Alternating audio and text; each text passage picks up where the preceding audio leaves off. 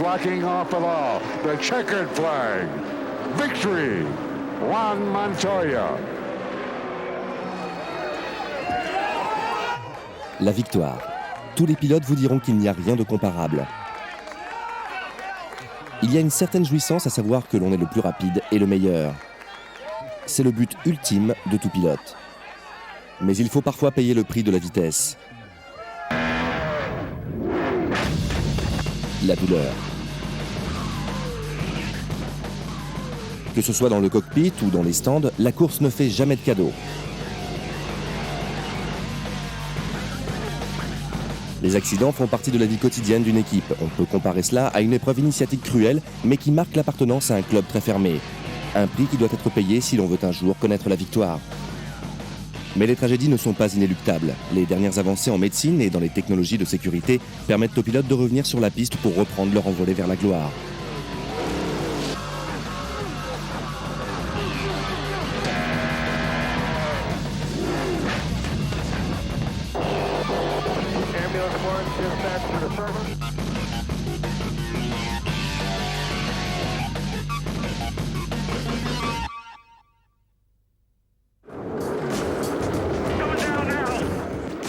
La vie dans les stands est aussi rapide et même parfois plus intense que sur la piste. Les pilotes n'ont que quelques secondes pour passer de 300 km/h à l'arrêt. Ensuite, ce sont à leurs équipiers de prendre la situation en main. Le pilote et la voiture restent immobiles pendant quelques instants, qui paraissent une éternité. 6 hommes n'ont qu'une précieuse poignée de secondes pour changer les pneus, remplir le réservoir, réaliser quelques petits réglages techniques et remettre la voiture sur la piste. Le moindre retard signifie une perte de position dans la course et peut même coûter jusqu'à la victoire. Les stands sont en perpétuelle ébullition. Quand un accident survient, il est souvent très spectaculaire. En premier lieu à cause d'une forte densité de population dans les stands et en second lieu parce que personne n'a le temps de réagir. Les stands n'offrent pas beaucoup de marge de manœuvre. Cela peut provoquer des blessures très sérieuses. Steve Fried a passé une grande partie de sa vie à courir dans de petites compétitions régionales dans l'espoir de se faire un jour une place au soleil. Et c'est lors des 500 miles d'Indianapolis que son rêve s'est enfin réalisé. Cela faisait 18 ans que ma femme et moi assistions aux 500 miles d'Indianapolis en tant que spectateurs. J'avais passé ma vie dans les tribunes et participer à la course, c'était un rêve de gosse. Je n'aurais jamais pensé qu'il se réaliserait un jour. En tant que chef d'équipe du débutant Robbie McGee, Steve a pour tâche de changer un des pneus, puis de s'écarter pour laisser son pilote repartir. Au 9e tour, la course est neutralisée, ce qui donne à toutes les équipes une chance de ravitailler et de changer de pneus. À ce moment de la course, on était déjà très en retard. On s'était dit que s'il y avait un drapeau jaune, on en profiterait pour ravitailler en accélérant la manœuvre dans les stands et ainsi permettre à Robbie de combler son retard. Mais les choses tournent mal. Malheureusement, l'une des voitures qui venait de terminer son ravitaillement derrière nous venait de repartir, mais elle s'est fait heurter par une autre voiture. Le choc a bloqué sa direction et le pilote n'a rien pu faire pour m'éviter. J'ai bien essayé de m'écarter, mais je n'avais nulle part où aller. Pensant avant tout à la course, ses coéquipiers s'assurent tout d'abord que McGee peut repartir sur la piste. Dans le feu de l'action, le bruit et la confusion, personne ne sait exactement ce qui se passe. C'était notre rêve à tous de participer aux 500 miles d'Indianapolis et de bien y figurer. Nous savions que Robbie avait la voiture et le talent nécessaire pour obtenir un bon résultat. Il fallait qu'il reparte. Tandis que McGee retourne sur la piste, Steve Fried est allongé sur le bitume, inconscient. J'ai sauté sur le mur des stands et je me suis mise à crier que quelqu'un lui vienne en aide. Parce que personne ne pouvait le voir allongé par terre. Jennifer, sa femme, assiste à la scène depuis la zone située au-dessus des stands. Tout ce que je pouvais voir, c'est qu'il lui donnait des coups sur la poitrine pendant que l'ambulance l'emmenait. Il avait des blessures graves au visage et aux voies respiratoires. Le plus important était de s'assurer qu'il pouvait encore respirer. C'est la première chose qu'ont réalisé les infirmiers dans les stands. Quand je suis arrivée à l'infirmerie, il y avait une trentaine de personnes qui s'occupaient de Steve. Le médecin-chef est venu me dire qu'il ne survivrait certainement pas à la gravité de ses blessures.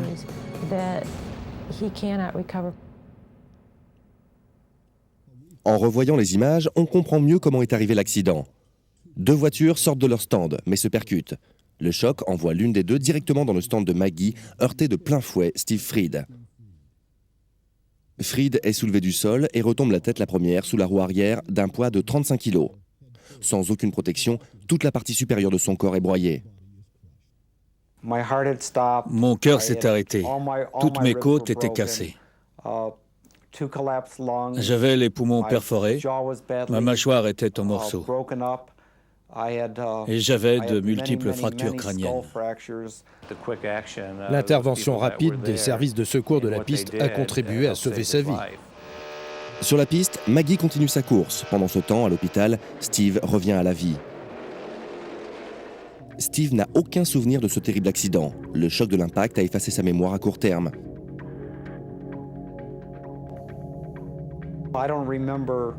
Il y a beaucoup de choses dont je ne me souviens pas dans cette journée. Je me souviens être arrivé sur le circuit vers 5 heures du matin pour travailler sur la voiture, régler les derniers détails et faire les ajustements de dernière minute. C'est à peu près là que ma mémoire s'arrête, vers 9h30 du matin. Aujourd'hui, il ne peut relater les faits qu'en se basant sur ce qu'on lui en a dit. Je me suis repassé l'accident des milliers de fois dans ma tête. Tout le monde me dit que tout s'est passé en une fraction de seconde. Mais quand je revois tout ça, c'est au ralenti. J'en revois jusqu'au moindre détail. Grâce à l'intervention des équipes médicales, Steve Fried a réussi à survivre à ce drame. Quant à l'équipe et au pilote de Steve, leur sort paraît tout aussi miraculeux. Malgré la tragédie dont leur ami vient d'être victime, ses coéquipiers parviennent à faire une course exemplaire.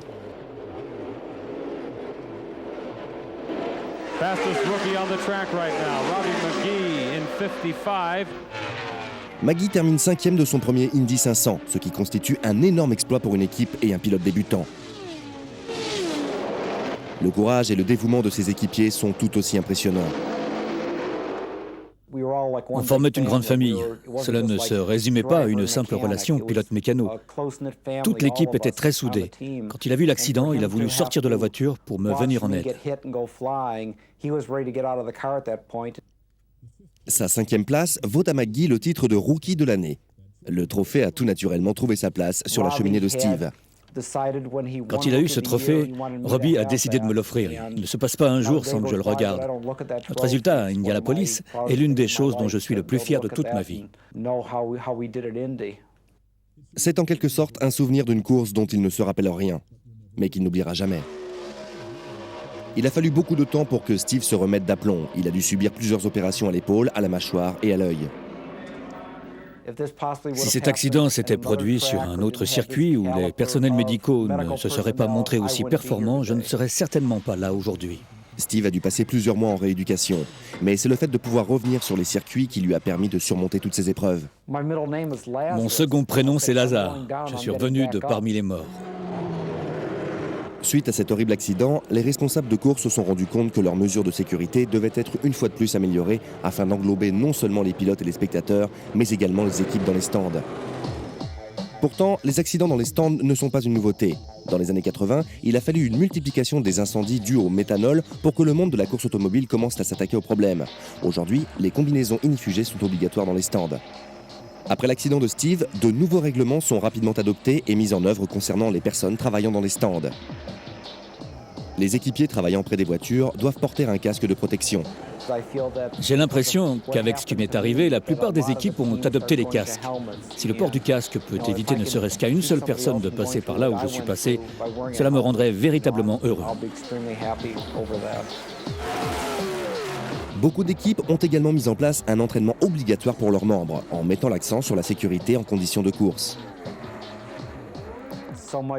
Beaucoup de choses sont rapidement adoptées afin d'améliorer la communication entre les équipes sur les questions de sécurité, permettre aux gens de se rendre compte des problèmes qu'ils pourraient rencontrer et des solutions à aménager. Je trouve que tout cela est très positif, avec par exemple le nouveau règlement sur les casques. Travailler dans un environnement de course sera toujours synonyme de danger. Mais lorsqu'un pilote lancé à pleine vitesse vient percuter un mur de béton, est-il seulement possible d'éviter le désastre ?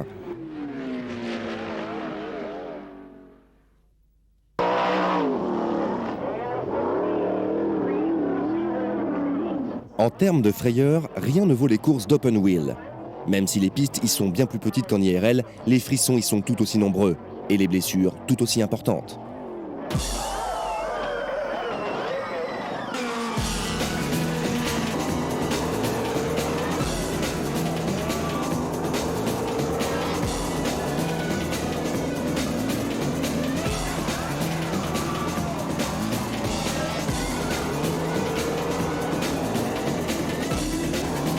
Si les risques encourus sur le circuit de 2,5 miles du Brickyard sont importants, la piste sur laquelle s'affrontent ces pilotes, ici, le quart de mile d'Edora, fait tout simplement froid dans le dos. Voici le short track dans toute sa splendeur. C'est sur de tels circuits que des futurs grands comme Andretti, Foyt ou encore Gordon ont fait leur première gamme. Ce sont des courses populaires disputées dans de petites villes réparties sur tout le territoire américain. Des légendes locales aux monstres de la course, des dizaines de pilotes se battent pour décrocher une victoire et se rapprocher ainsi de leur rêve ultime.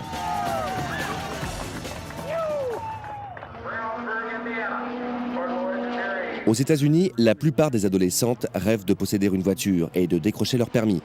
Mais à cet âge-là, Sarah Fisher avait déjà dépassé toutes les limites de vitesse autorisées sur les circuits de l'Ohio. Très vite, Sarah domine les courses de short track de l'État. Elle est prête à passer à l'étape suivante. Comme lorsque l'on quitte le lycée pour intégrer l'université, Sarah a profité de l'expérience acquise sur des petits circuits de l'Ohio pour décrocher un volant en IRL. Il y a beaucoup de différences entre les sprint cars et les bolides d'IRL, mais également beaucoup de points communs. Les sprint cars, spécialement les midget cars, demandent beaucoup de concentration et un pilotage à la fois propre et précis. C'est exactement la même chose avec les monoplaces IRL. Il faut être très précis, car la moindre petite faute vous fait perdre de la vitesse et influe sur votre classement final. Les courses sont aussi palpitantes qu'à Indianapolis et encore plus déjantées qu'à Daytona. Rookies et vieux grognards s'en donnent à cœur joie tous les samedis soirs. C'est grâce à ces courses que Jeff Gordon est passé du statut d'espoir à celui de champion USAC pour devenir finalement l'un des plus grands pilotes de l'histoire de la NASCAR. Le short track est l'école idéale pour les jeunes pilotes, une école de coups, de tonneaux et de bleus. À mon avis, ça tient plus du patinage artistique que de la course automobile. On se retrouve en l'air et on atterrit sur la tête. Après, on part pour une série de tonneaux et on peut se faire très mal. Tout dépend de la manière dont la voiture retombe. Je n'en tire aucune fierté particulière, mais j'ai survécu à pas mal d'accidents assez effrayants. Et je peux vous dire que c'est quelque chose de plutôt horrible à vivre. Selon la gravité de l'accident, il arrive parfois que le pilote s'en sorte sans une égratignure et qu'il réussisse à s'extirper tout seul de son siège. Mais il arrive également que la dureté de l'impact au sol plonge le pilote dans le coma. La taille dans les tonneaux ou dans l'impact peuvent influer sur le résultat de l'accident. D'une série interminable de tonneaux jusqu'à un petit retournement, les courses de sprint car n'épargnent jamais le corps du pilote. On ressent toujours la même excitation, un peu comme quand on monte dans les montagnes russes. Même si on l'a fait plusieurs fois, la sensation est toujours la même. Dans ces courses, le danger est permanent. Les voitures ne sont dotées que d'une seule vitesse. Une fois le départ donné, c'est un sprint effréné jusqu'à l'arrivée à plus de 140 km/h. Les pilotes sont sans cesse à la limite. À la moindre hésitation, ils sont sûrs de finir dans le décor. Dès que ces voitures font un tonneau, elles s'élèvent dans les airs. Comme le réservoir est en plastique et que la pression des pneus est assez faible, cela fait un effet de catapulte qui leur fait prendre de la vitesse et de la hauteur.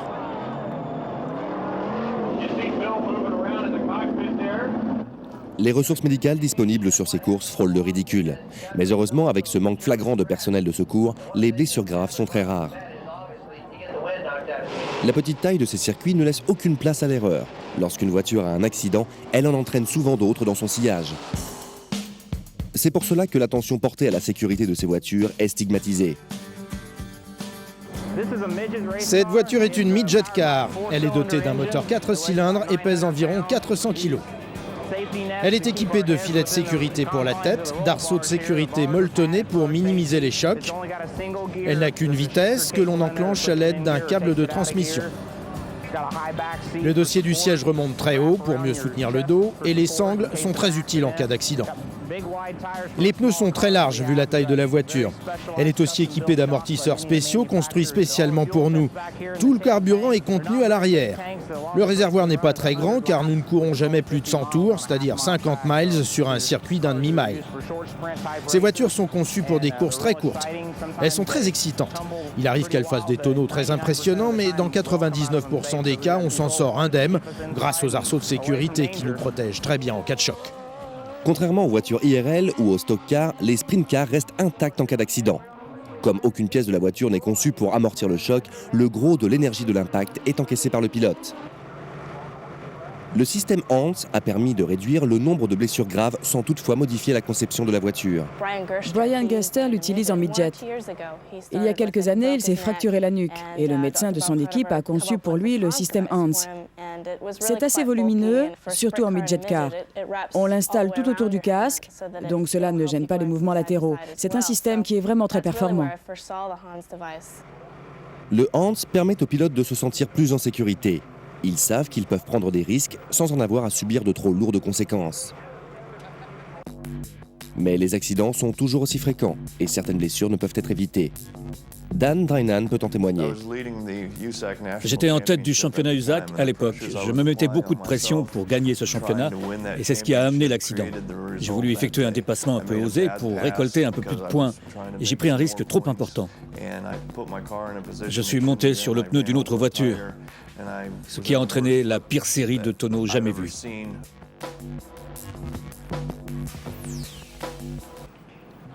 Mais le rétablissement est plus facile lorsque le drapeau à damier et la victoire sont en vue.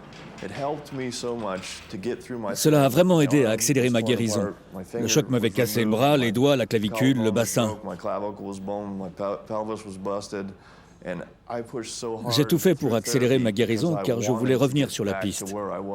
Avant l'accident, j'étais en course pour le titre. Mon corps était en morceaux, mais j'avais le désir de revenir au volant et au même niveau qu'avant d'être blessé. Une fois de retour sur la piste, Drinan ne tarde pas à renouer avec le succès. Dès mon retour, j'ai remporté ma première course. J'étais tellement excité que je suis sorti de la piste et je suis parti en tonneau dans l'herbe après la fin de la course. Les épreuves par lesquelles je suis passé peuvent être considérées comme une bénédiction car elles me permettent de trouver la force de surmonter les situations difficiles auxquelles je peux être aujourd'hui confronté. Le destin de Drinan est une source d'inspiration et de courage pour beaucoup de pilotes. Le parcours de certaines légendes des courses de sprint car rend le chemin vers la gloire encore plus tentant.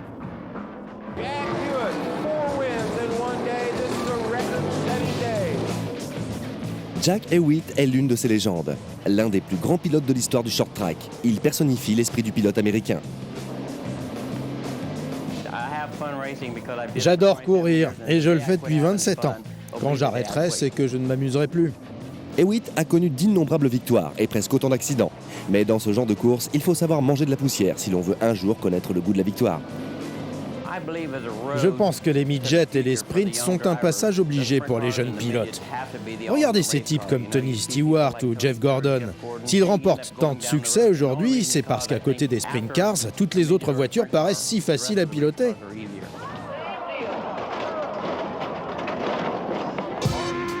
La facilité de pilotage de ces monstres motorisés est un éternel sujet de débat. Les médecins s'accordent pour dire que les courses mettent à mal la partie supérieure du corps des pilotes. Beaucoup de carrières sont brisées ainsi par des blessures à la tête ou à la nuque, bien plus qu'aux autres parties du corps.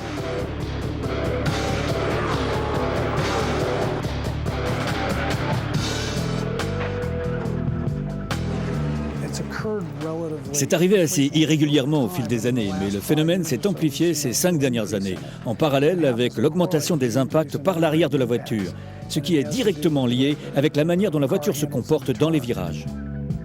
Si les paramètres de sécurité de la voiture se sont grandement améliorés, rien ne peut empêcher la tête d'un pilote d'être secouée dans tous les sens lors d'un impact. Quand on percute le mur, cela fait mal. Mais cela ne m'a jamais sonné au point que je dise que c'est quelque chose qui me fait peur. Je suis rentré plusieurs fois dans le mur cette saison et à chaque fois, j'ai eu la chance d'en sortir indemne malgré la violence du choc. Je ne sais pas à combien de G cela correspondait à chaque impact, mais cela devait être très important. D'après mon expérience, on ressent beaucoup de pression au niveau des épaules et de la nuque. C'est d'ailleurs sur cette zone que le système Hans se concentre. Je suis sûre que cela va faire beaucoup de bien dans notre sport.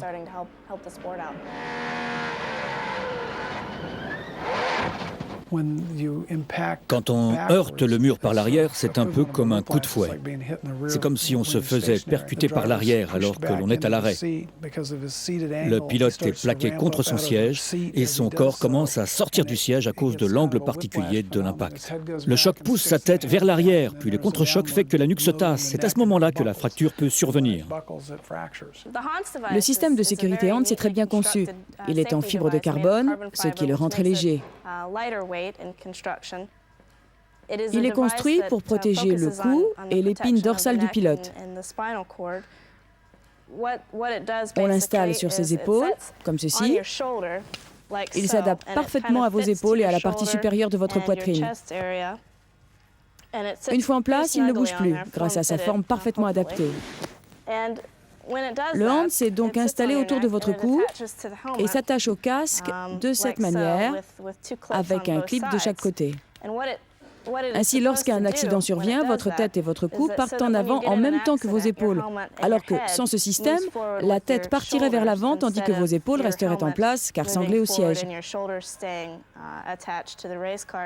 Comme cela, tout bouge en même temps et dans la même direction. Cela minimise les chances de blessures aux vertèbres cervicales. Hans signifie en anglais support pour la tête et la nuque. Conçu à l'origine pour les courses de voitures de tourisme, le système Hans est maintenant disponible sous diverses formes et s'adapte à tout type de voiture. Sa fonction est d'attacher la tête au torse grâce à un petit harnais lui-même accroché au casque et relié au siège sous la ceinture de sécurité.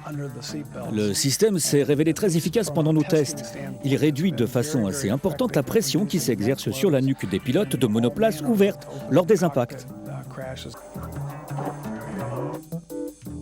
Le Hans a permis de réduire la tension qui pèse sur la nuque et les épaules du pilote lors d'un choc.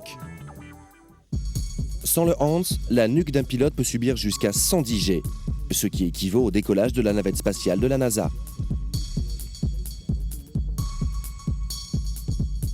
Le Hans permet de réduire ce chiffre de moitié sur le corps du pilote et diminue de 75% la pression exercée sur son cou. À 80 G, par exemple, c'est comme si votre tête essayait de se détacher de votre corps, spécialement avec un casque qui pèse 2 bons kilos. Hans permet de réduire ce phénomène. Utilisé par des centaines de pilotes dans toutes les formes de sport mécanique, c'est pour l'instant le système le plus efficace pour limiter les blessures à la tête ou à la nuque.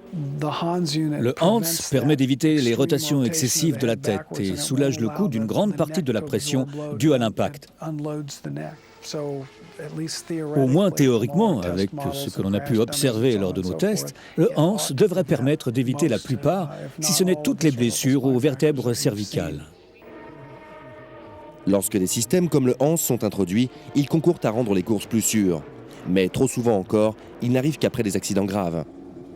Certains pilotes ne supportent pas d'avoir le cou enfermé par le Hans et choisissent sciemment de s'en passer. Ils privilégient alors le confort sur la sécurité. Je me sens parfaitement en confiance avec le Hans. Et j'ai remarqué que cela rajoutait une pression homogène au niveau de mes épaules, plutôt que d'avoir une ceinture de sécurité appuyant sur un point précis.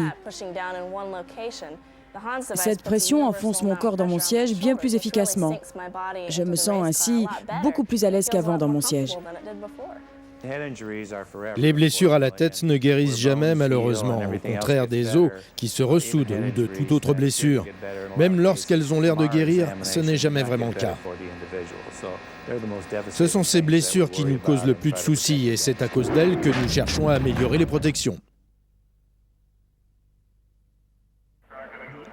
La famille Unser entre dans sa 5e décennie de présence aux 500 miles d'Indianapolis. À eux deux, les deux frères Bobby et Al ont remporté 7 Indy 500. Leurs 2 fils et l'un de leurs neveux perpétuent aujourd'hui la tradition familiale. Al Unser Jr. a même gagné 2 Indianapolis. Mais Al Jr. est depuis passé par une période difficile. 5 années se sont écoulées depuis sa dernière victoire et cette saison commence assez mal.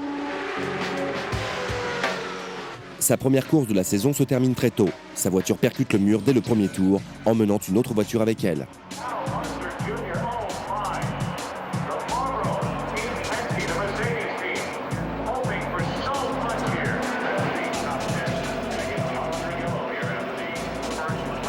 Il faudra plusieurs minutes aux équipes de sécurité pour extraire Al de son cockpit. Il leur faudra notamment découper une partie de la carrosserie. Sa cheville droite s'est en effet brisée sous l'impact. La voiture d'Al est la première que nous avons vue en arrivant sur le lieu de l'accident. On a tout de suite vu qu'il souffrait et qu'il ne pouvait pas sortir. Sa cheville droite était cassée, ce n'était pas la première fois que cela lui arrivait. Donc il savait parfaitement ce qu'il avait. On a dû déplacer les pédales de sa voiture de manière à libérer son pied et à le sortir de la carcasse. Ensuite, on l'a étendu sur le brancard et on l'a tout de suite emmené à l'hôpital. Il avait une fracture relativement nette, mais le fait que c'était la deuxième fois qu'il se cassait cette cheville, de cette manière, compliquait un peu les choses. Son rétablissement a été un peu plus long que la première fois. Mais il s'est bien déroulé et il a pu finir la saison. Un mois après son opération, Unser est de retour au volant, alors que sa cheville est encore en voie de guérison. Chez les pilotes, les pieds et plus particulièrement les chevilles sont essentiels à cause de l'utilisation des pédales. Vu la nature de la blessure, nous avons introduit 2 petites vis dans sa cheville afin de stabiliser la fracture. Ce genre de fracture guérit assez vite. Il a pu remarcher à peine 3 semaines après son accident. Ensuite, la guérison a suivi son cours. Un an plus tard, Al Jr. fait son retour à Indianapolis, mais pas sur le circuit. C'est dans cette clinique orthopédique qu'Al va terminer la phase finale de sa guérison.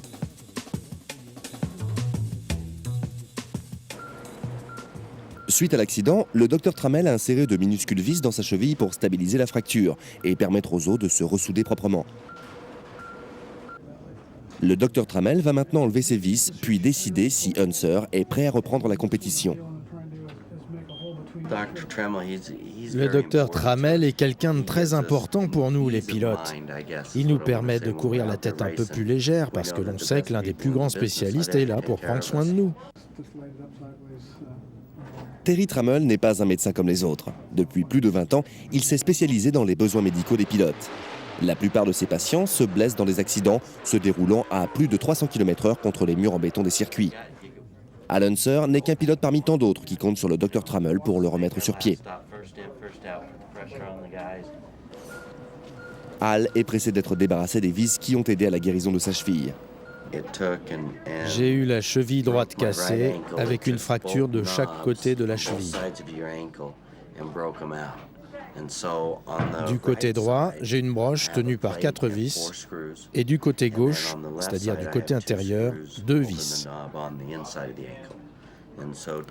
Cela fait maintenant 1 an. C'est le délai habituel du docteur Trammell. Et aujourd'hui, on va ôter tout le métal contenu dans ma cheville. Hey Doc, je suis arrivé en marchant et je veux repartir en marchant. On a beaucoup de chance d'avoir un chirurgien comme le docteur Trammell, qui n'hésite pas à utiliser les technologies les plus récentes. Pour un pilote, la question la plus importante est de savoir quand il va pouvoir revenir sur la piste. Ce sont des athlètes accomplis en très bonnes conditions physiques, en tout cas avant qu'ils ne se blessent. L'opération se déroule donc sur quelqu'un en bonne santé, voire en très bonne santé, ce qui facilite d'autant plus le rétablissement. De plus, ils peuvent se consacrer totalement à leur guérison. Une fois son patient endormi, Trammell fait une petite incision dans la peau recouvrant la cheville. L'équipe médicale passe 1 heure entière à enlever les petites vis. C'est un peu comme dévisser sur du bois. Cela ne vient pas tout seul.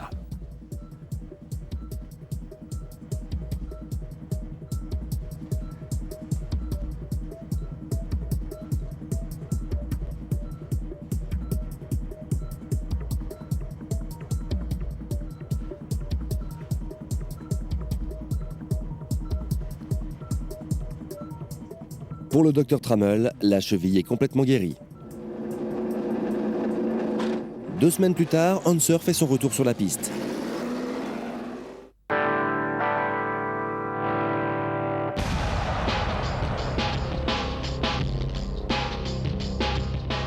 Les innovations dans les diverses technologies liées à la course ont amené la construction de voitures conçues pour absorber la majeure partie de l'énergie due à un choc. Grâce à des structures qui se déforment sous l'effet de l'impact, la voiture vole littéralement en éclats, ce qui disperse l'énergie encaissée par le pilote et augmente donc sa sécurité. Et si cette formule était appliquée à d'autres éléments du circuit? L'étape suivante concernera les murs. Il s'agit de les rendre moins durs pour qu'ils absorbent plus d'énergie. Tout cela tourne autour de la protection de la tête et du corps du pilote. Je pense que les prochaines innovations concerneront les barrières de sécurité. On va construire de nouvelles pistes de conception récentes en matière de sécurité. Les anciens circuits seront rénovés selon ces nouveautés technologiques.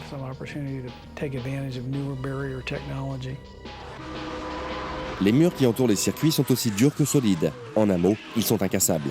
Ils sont généralement construits en asphalte et en béton. Pour les pilotes, cela fait l'effet d'un projectile percutant un mur de parpaing.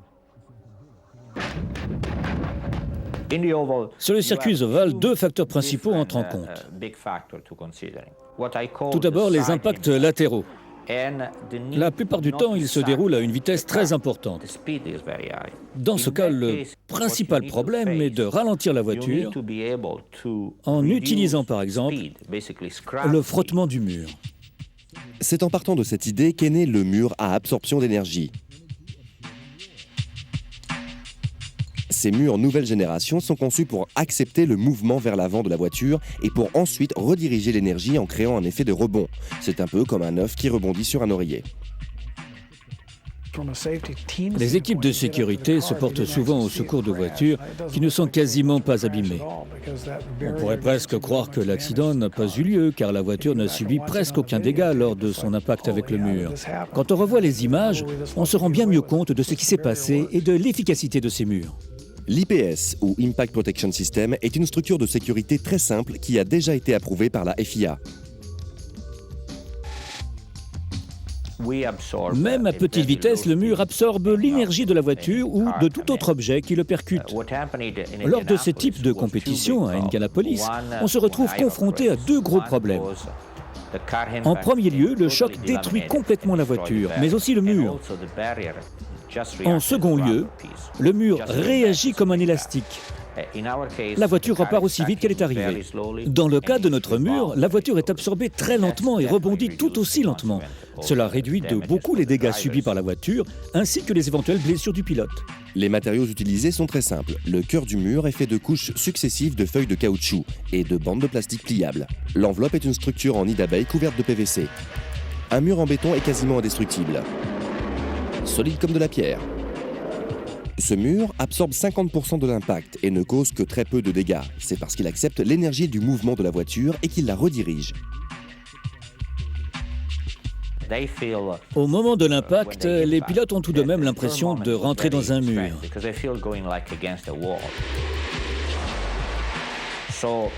Immédiatement après le choc, on peut voir que le mur est enfoncé au point d'impact.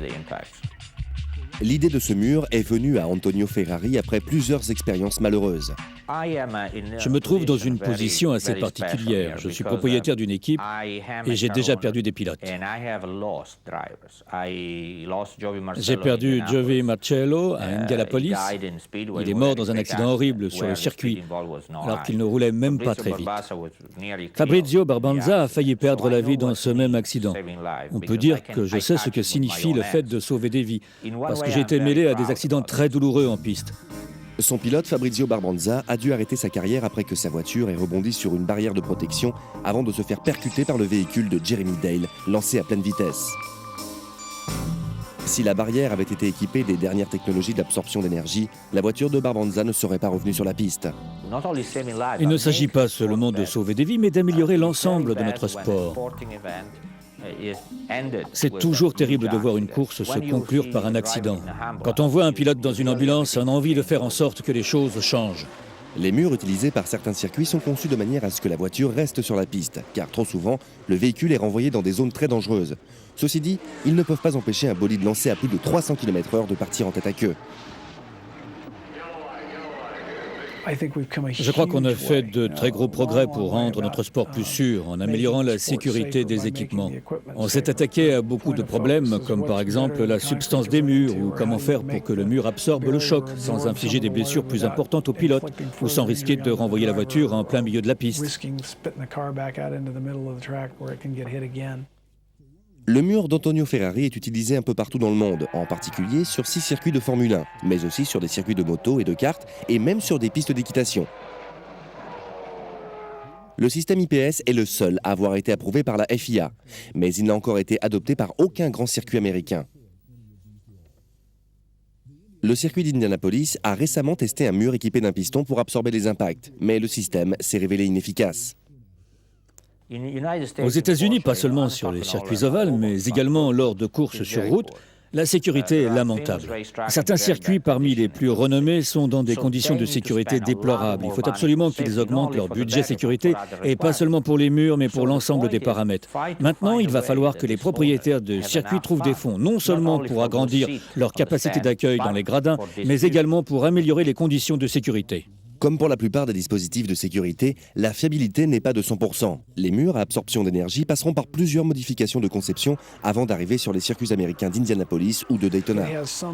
Il subsiste toujours le risque que les voitures soient renvoyées en plein milieu de la piste, mais c'est de toute façon mieux que de rentrer de plein fouet dans un mur de béton.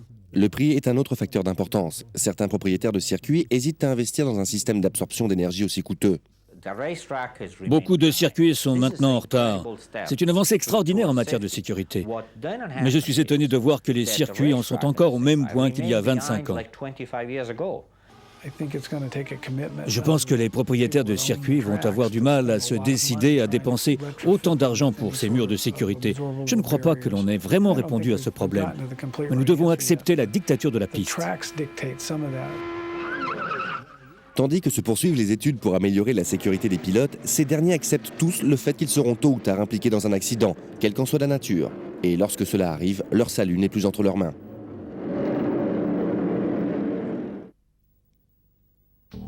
Au cours de ses 25 ans de carrière de médecin spécialisé dans le sport automobile, le docteur Henry Bock en a vu de toutes les couleurs. En tant que directeur médical de l'IRL et du circuit d'Indianapolis, il est en charge de l'organisation et de la supervision des opérations de secours. C'est dans ces locaux que sont traitées les blessures qui surviennent sur ou en dehors de la piste. Le Clarion Medical Center se trouve à l'intérieur même du circuit. Lors des 500 miles d'Indianapolis, le Dr Bock est sur la brèche 24 heures sur 24. Le jour de la course, c'est infernal. Ce jour-là, on voit environ 150 patients. C'est énorme, comparé au nombre de lits dont nous disposons. On fonctionne en 2 unités séparées et cela marche très bien de cette manière. Le Dr Bock supervise une équipe de 5 médecins qui traitent des petits bobos des spectateurs au traumatisme des pilotes qui ont percuté le mur à plus de 300 km/h.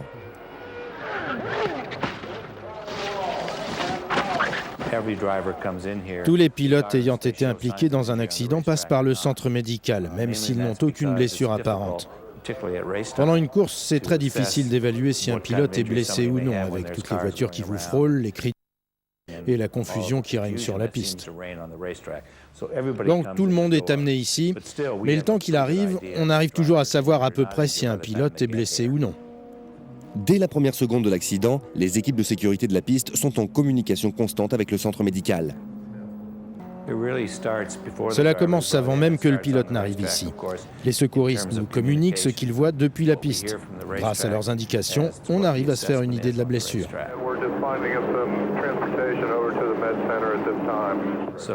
Donc on arrive à savoir la nature de la blessure, si blessure il y a, avant même qu'ils ne franchissent la porte. Les pilotes les plus sévèrement touchés sont évacués par hélicoptère jusqu'à l'hôpital ultramoderne de la ville. Avec toutes ces années passées dans le monde des courses automobiles, les médecins ont établi des liens très forts avec certains pilotes. Le Dr Bock me permet de piloter en toute confiance, car je sais que s'il m'arrive quelque chose, je serai entre de bonnes mains. Je le connais très bien et j'ai une totale confiance en lui. Je peux ainsi piloter avec moins de pression. Je sais que lui et son équipe seront là. Si par malheur, il m'arrive de me blesser.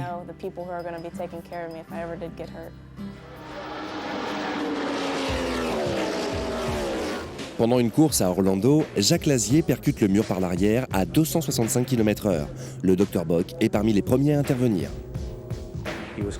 Juste après le choc, il se plaignait de douleurs dorsales. Quand ce genre de choses arrive, on a toujours peur que cela cache une blessure assez grave et on fait toujours très attention en transportant le pilote. J'ai heurté le mur par l'arrière. On a calculé que la voiture était entrée directement dans le mur avec un angle de 22 degrés. Vu la vitesse du choc, j'ai eu beaucoup de chance de ne m'en sortir qu'avec 2 fractures. Si l'on considère l'angle d'impact et les dégâts causés au véhicule, on pourrait croire que le pilote n'a subi que des blessures minimes. Mais les médecins se rendent vite compte qu'elles sont en fait assez sérieuses. Quand nous arrivons auprès d'un pilote après un accident, on commence par lui demander comment il se sent, s'il ressent la moindre douleur. Ensuite, selon le type d'accident, on peut s'attendre à diverses blessures. Quand un pilote rentre dans un mur par l'arrière, on peut s'attendre à trouver des blessures dans le dos ou dans le cou. Donc, avant que le pilote ne soit autorisé à sortir de sa voiture, on lui demande toujours comment il se sent. Si un pilote se plaint de douleur dans la région de l'épine dorsale, alors on l'extrait de la voiture avec le plus de précautions possible et on l'emmène en brancard jusqu'à l'ambulance. Jacques a le dos cassé en 2 endroits différents. C'est son premier accident grave. J'avais une vertèbre fracturée. Les médecins étaient inquiets parce que la fracture se trouvait près de l'épine dorsale et qu'ils craignaient des complications. Certains parlaient même d'opération.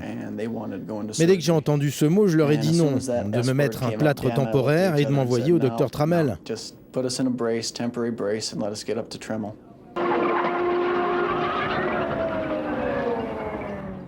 Buddy, le frère aîné de Jacques, a lui aussi connu des blessures au dos.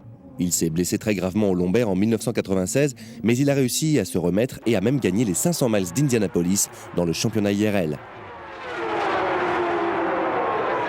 Buddy est donc bien placé pour savoir que son frère a eu beaucoup de chance de se retrouver entre les mains d'un grand spécialiste. Il m'a beaucoup aidé, même sur le plan mental. On dit souvent que les accidents sont inévitables dans une carrière. Il m'a dit, voilà, tu as eu un accident maintenant, on n'en parle plus et tu dois repartir de l'avant.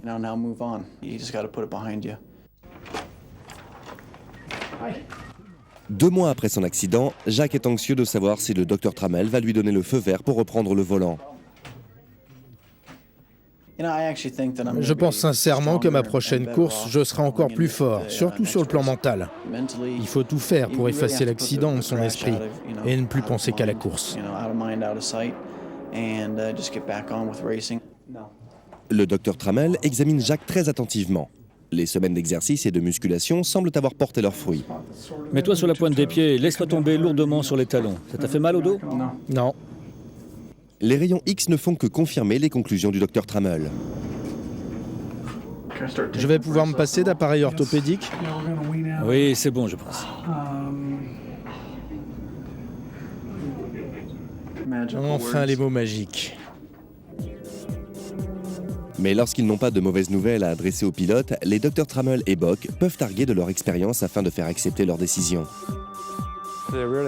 Il n'y a jamais de conflit parce que c'est moi qui prends la décision finale, même si certains essayent de me faire changer d'avis. Mais au fond, ils savent que notre seul but est de les protéger. C'est notre tâche première. Je leur dis les choses directement. Ils connaissent ma réputation, ils savent que je les remets sur pied aussi vite que possible et en toute sécurité. Je ne prendrai pas le risque de les voir se blesser à nouveau s'ils n'étaient pas prêts sur le plan physique ou mental, car ils mettraient également en danger la sécurité des autres pilotes.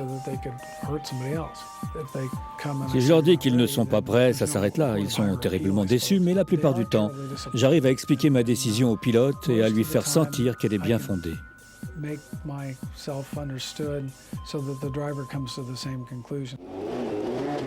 Jacques Lazier a le feu vert pour reprendre la compétition. Les informations récoltées sur son accident sont ajoutées à une énorme base de données compilée par les médecins du circuit et par les responsables de la sécurité dans le but d'éviter ce genre de blessures à l'avenir. Mais les choses ne sont pas si simples. On ne voit jamais 2 accidents identiques. Une chose est sûre, c'est que nous manquons encore de données pour savoir exactement quelles sont les causes de diverses blessures. Il y a tellement de variations. La violence du choc, l'angle de la voiture et tant d'autres choses qui entrent en compte dans un accident. Nous essayons de rassembler tout cela dans la base de données et d'établir des liens entre les faits dans le but de prévoir ce qui va se passer et d'améliorer ainsi la sécurité des pilotes. Ce sont toutes ces petites choses mises l'une derrière l'autre qui nous permettent de comprendre un petit peu mieux les blessures auxquelles nous sommes confrontés. Les données de chaque accident sont un petit pas en avant vers des solutions aux causes et effets des chocs en course.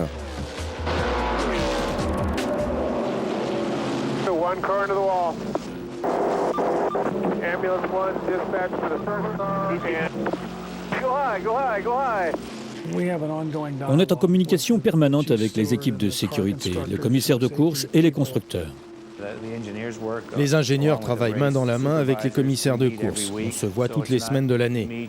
Ce n'est pas moi qui tente de les convaincre de faire telle ou telle chose. C'est une réflexion commune pour essayer de rendre les pistes plus sûres et d'empêcher que le même genre d'accident ne se reproduise plusieurs fois. Le travail fourni depuis des années par ces médecins a un gros impact sur les pilotes. Leur seule présence suffit à leur amener confiance et morale. S'ils souffrent, ils ressentent une certaine peur. Ils peuvent même être assez agressifs selon que la tête ait été touchée ou non. Les pilotes qui ont subi un choc à la tête ont tendance à devenir très agressifs. L'accident amène une grosse montée d'adrénaline et les pilotes en ressortent souvent très excités. S'ils me connaissent personnellement ou si je les ai déjà soignés par le passé, ce qui est le cas pour la plupart des pilotes, on peut prendre le contrôle de la situation et commencer l'opération d'extraction. Je demande beaucoup d'informations au pilote de manière à m'occuper de lui le mieux possible.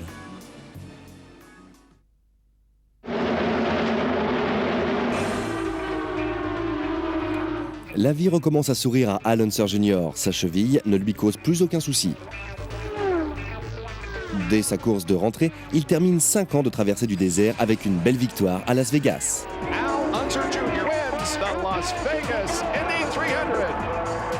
Grâce à cette victoire, c'est une légende de la course automobile qui revient sur le devant de la scène. Quant à Jacques Lazier, il a terminé sa convalescence. Aujourd'hui, il est l'une des stars montantes de l'IRL. Jacques Lazier missed the Phoenix race. He was injured. Keep that in mind. No injury right now. Give it to Jacques Lazier. Lazier will lead by a nose as they cross the start-finish line.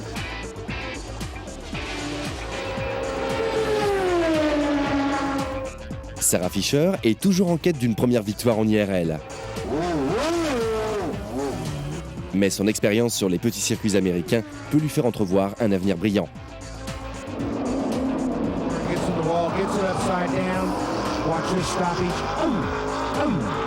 Le monde des short tracks continue de faire face à de gros défis de sécurité.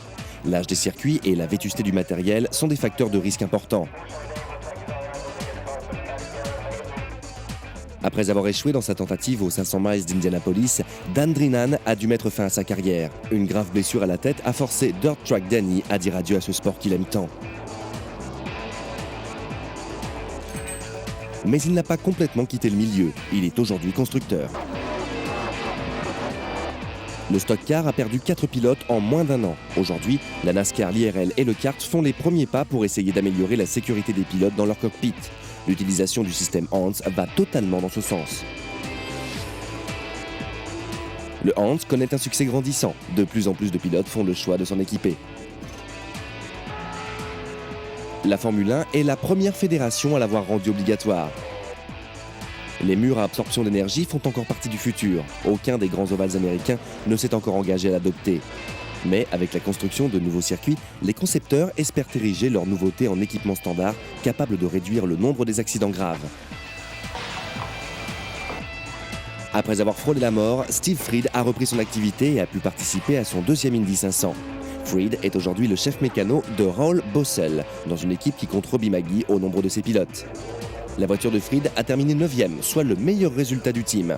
Sa réussite et celle de tant d'autres personnes ayant été blessées sur un circuit est due en grande partie à l'excellence du travail fourni par les médecins et les équipes de sécurité. Les gens ne se rendent pas compte de l'investissement en temps, en énergie et en argent pour le compte de la sécurité. Si vous essayez de disséquer comment l'argent est dépensé dans les courses automobiles, vous verrez qu'une très grande partie du budget est consacrée à la sécurité, ce qui est somme toute parfaitement normal.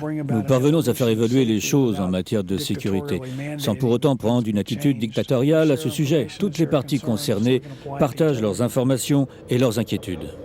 Aujourd'hui, qu'un pilote s'installe dans son cockpit ou que ses équipiers prennent place dans les stands, la sécurité est la première des priorités. Quand on améliore la sécurité, on améliore tous les autres aspects de la course. Je suis sûr qu'il y a encore des moyens de rendre les voitures plus sûres. Je pense que la sécurité optimale n'est jamais atteinte. Dans 40 ans, j'espère que les voitures seront bien plus sûres qu'elles ne le sont aujourd'hui. De même, si l'on regarde 40 ans en arrière, on se dit que les pilotes étaient complètement dingues.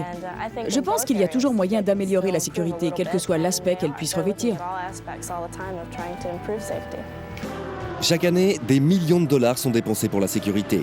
Mais avec des voitures toujours plus rapides, de nouveaux défis s'élèvent à l'horizon. La vie n'a pas de prix. Il faut tout faire pour éviter les blessures.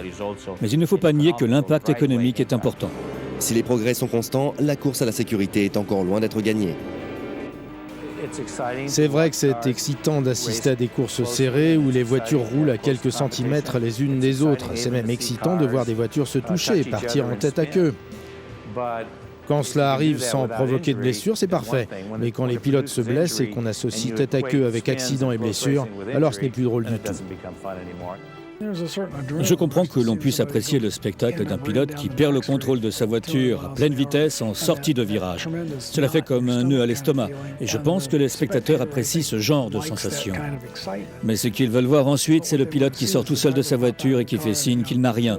De cette manière, ils peuvent en quelque sorte applaudir le gladiateur qui a survécu au danger de l'arène. Le sport automobile, naturellement générateur de sensations fortes, ne sera certainement jamais débarrassé des accidents. Mais la plus belle des sensations reste de voir ces super-héros émerger indemnes de leurs machines infernales et toujours prêts à repartir au combat.